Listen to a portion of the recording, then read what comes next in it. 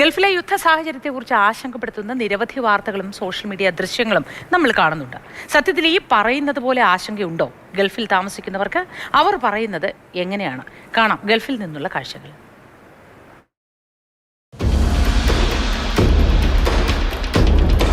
Normally എങ്ങനെയാണ് daily activities പോകുന്നത് അതേപോലെ തന്നെ കാര്യങ്ങളെല്ലാം നടക്കുന്നുണ്ട്. ഇപ്പോൾ നമ്മൾ ജോലിക്ക് പോകുന്നു, ഇപ്പോൾ നോർമലി നമ്മളിപ്പോൾ സാധനങ്ങളെല്ലാം മേടിക്കാൻ വന്നില്ല. പിന്നെ നാട്ടിലെ ന്യൂസിലൊക്കെ കാണിക്കുന്ന പോലെ വെറുതെ ഒരുപാട് പേടിപ്പിക്കുന്ന രീതിയിലൊന്നുമില്ല. ഈ ന്യൂസൊക്കെ കണ്ടിട്ട് വീട്ടിൽ നിന്ന് തന്നെ ആയാലും നമ്മളെ വിളിച്ച് ചോദിക്കുന്നുണ്ട് എന്താണ് ഇവിടെ. ഈ രാജ്യത്തിൻ്റെ ഭരണാധികാരികളുടെ ഇതിൽ നമ്മൾ പൂർണ്ണ തൃപ്തരാണ്.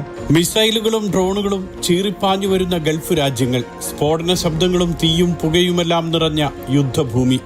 കേൾക്കുന്നത് ഇങ്ങനെയൊക്കെ ആകും. പക്ഷേ ദുബായിലെ കാഴ്ച ദാ ഇങ്ങനെയാണ്.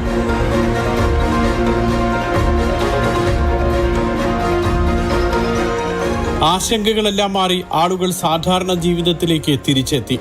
കടകൾ സജീവം, റോഡുകളും ഷോപ്പിംഗ് മാളുകളും റെസ്റ്റോറന്റുകളും കൂടുതൽ സജീവമായി. ഓഫീസുകളിലേക്ക് കൂടുതൽ ജീവനക്കാർ എത്തിത്തുടങ്ങി.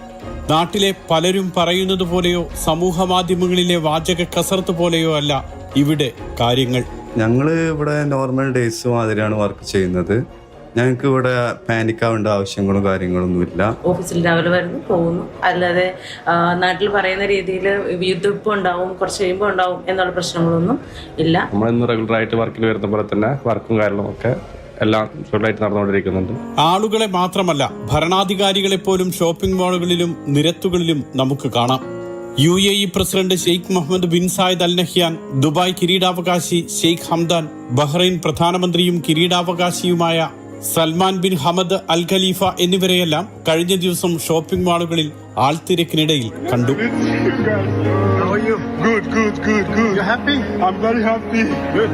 ഇവിടെ ജീവിതം ഇങ്ങനെയാണ്, സുന്ദരവും സുരഭിലവും സമാധാനപരവും. Mathrubhumi news, Dubai.